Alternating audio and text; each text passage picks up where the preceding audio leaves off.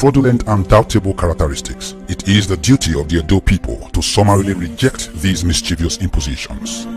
To most Nigerians, the APC has failed abysmally.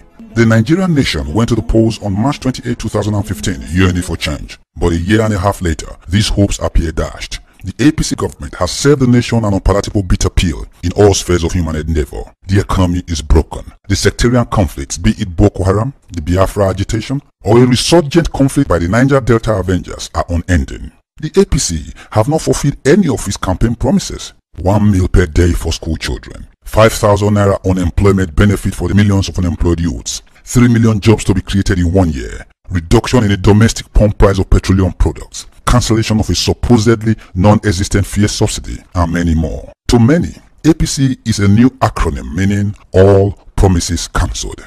Prices of domestic commodities have risen astronomically and inflation is on a spiral. As at December 2015, a bag of rice sold for 8,500 naira. Today, it is more than 21,500 and rising.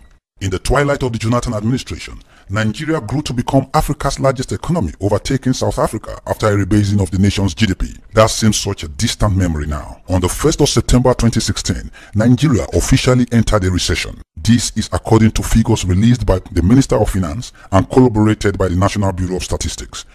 In the last days of the Jonathan administration, the dollar exchange rate was $1 to 196 naira. But as at 1st September 2016, the dollar exchanged for 420 naira. This is the lowest the nation's currency has ever crashed or fallen since the introduction of the naira as our national currency by the General Gowon administration in January 1973.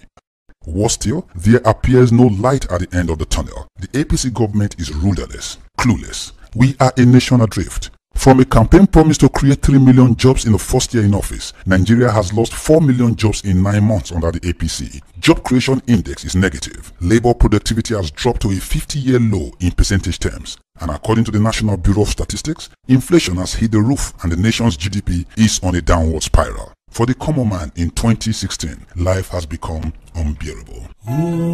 Even Africa's richest man is not spared. Nigerian billionaire Aliko Dangote's fortune has fallen by 35% this year alone, representing a loss of $5.4 billion as a result of the APC government devaluation of the naira in June. This according to the Bloomberg Billionaires Index. In naira terms, Dangote has lost 1.89 trillion naira in just 2016 alone.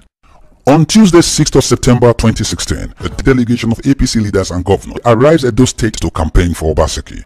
Let's stop to ask ourselves, what is the message of those governors to the proud people of Edo State? That a dollar is now 420 naira, that fuel is 145 naira, that a bag of rice which they met at 8,500 naira now sells for over 21,000 naira, that cement rose from 1,650 to 2,500 naira overnight, that inflation has hit double digits and the GDP is in the negative, that over 4 million Nigerians have lost their jobs and have been thrown into the unemployment market as against the 3 million jobs per annum the APC government promised to create, that recent elections in Rivers, Kogi, Imo and Bayelsa states have been conducted in the most brazenly incompetent and inconclusive manners. Is this an election? Massive rigging here. Are you seeing? Is it an election? That the Fulani headsmen have technically replaced the Boko Haram terrorists to unleash a new reign of terror and mayhem on Nigerians. That the states in the federation that cannot pay salaries and pensions are mostly APC states. How do Edo people perceive this reckless, unfeeling, inhuman band of negative change bearers?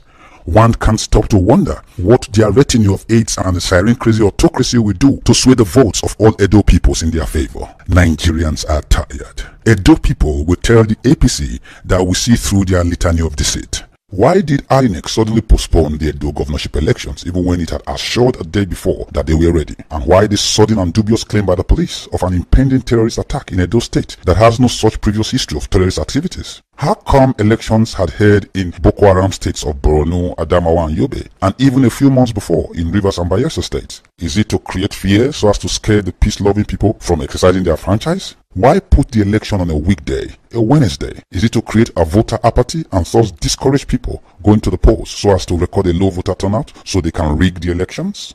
This change is evil personified. This change is anti-people. On the 28th of September, our PVCs will speak for all Edo peoples. On the 28th of September, our thumbs will stamp out the clueless APC.